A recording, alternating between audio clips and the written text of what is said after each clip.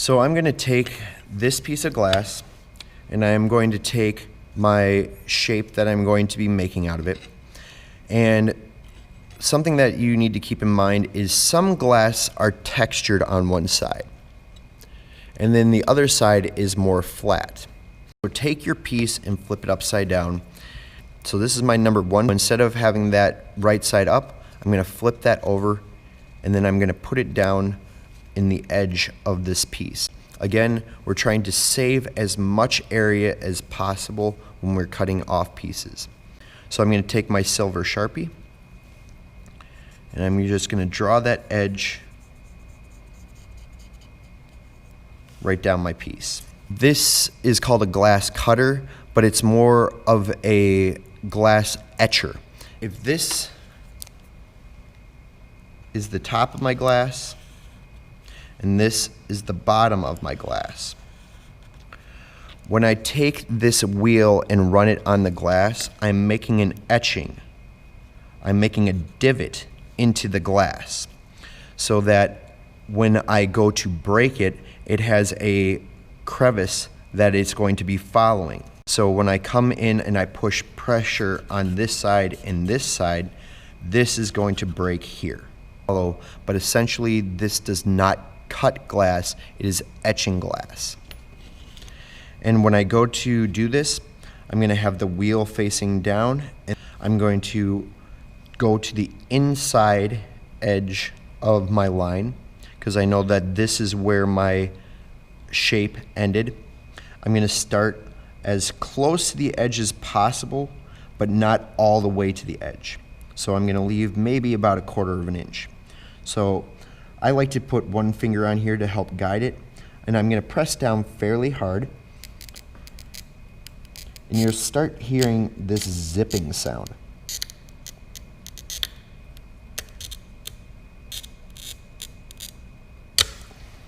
And that's the glass etching. Next, we're going to take the running or breaking pliers, and if you look at them, they have a mouth, and the reason that it's like that is we want to bend the glass slightly so it breaks on that edge that we have created. So I'm going to take this and I'm going to put the line that's on the top. The bottom doesn't have that. The top has a line where you are going to line that up with the etching that you made, and you're going to slowly apply pressure until you hear it go click. So now I have this break that went along my etching line that's going to give me the piece that I want. So once I have that piece, I'm going to make sure that it fits. And at times, sometimes it'll break funny and you might have to do it again.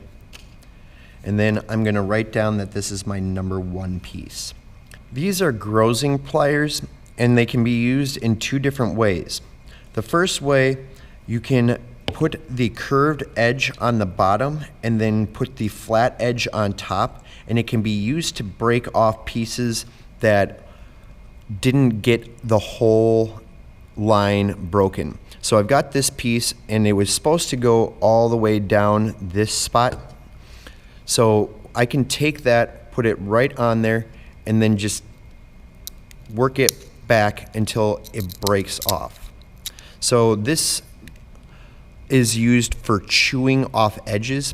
If you go the other way, you can take off little pieces of the edge and roll it. So you're placing the piece of glass on top of the bottom, and then you were just rolling it.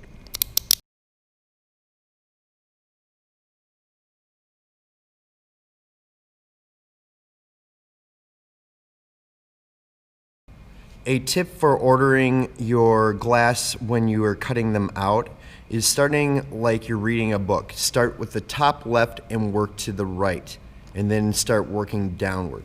The reason that you want to do this is you can get these pieces nice and tight. You can see that I have some gaps in here, which are very small gaps and will probably be filled in when we do the copper foiling and the soldering.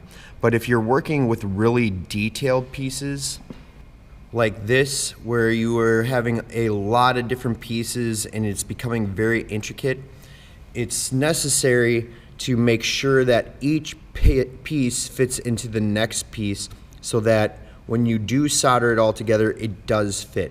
When we're working with pieces like this, you need to make sure that the continuation of the pieces fit into the next piece.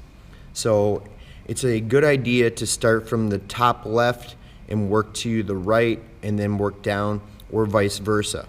If you have a glass grinder, it can be very useful for doing these high detail pieces, because then you can really get those intricate edges so that they fit well into each other.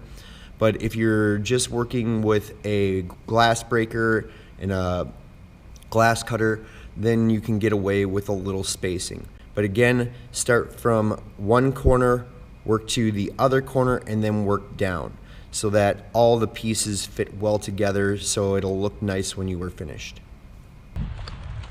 Do more, do better.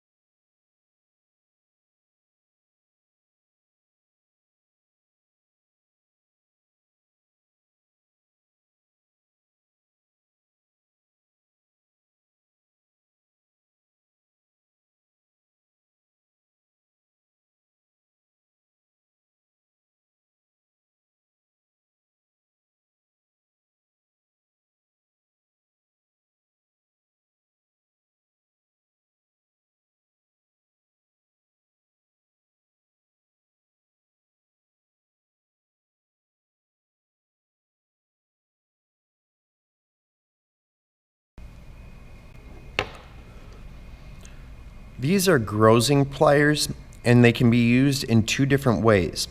The first way, you can put the curved edge on the bottom and then put the flat edge on top, and it can be used to break off pieces that didn't get the whole line broken. So I've got this piece, and it was supposed to go all the way down this spot.